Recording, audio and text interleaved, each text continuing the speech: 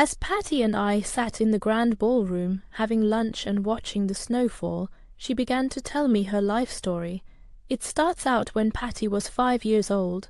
She said that she grew up living with her grandparents, 6 uncles, 2 aunts and 1 cousin that was the same age as she was.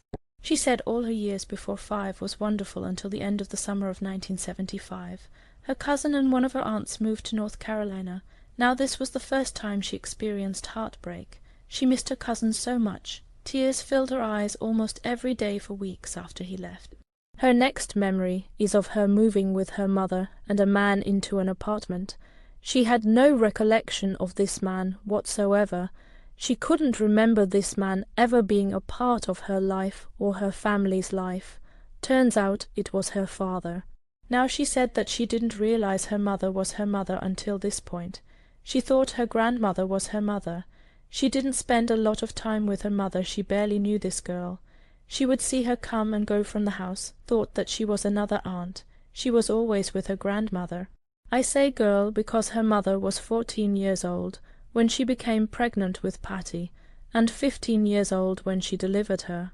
Not much time went by before her father started beating her mother's ass.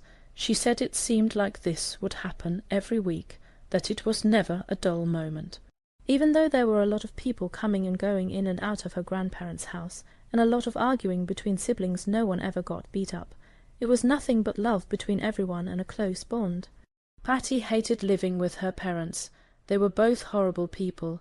She would wake up on Saturday mornings hungry, but would get yelled at if she tried to wake her mother up. This girl didn't wake up until the afternoon. Keep in mind your last meal was the day before around 7 p.m., and here it is the next day, 12 noon, almost 1 p.m., and you still haven't eaten.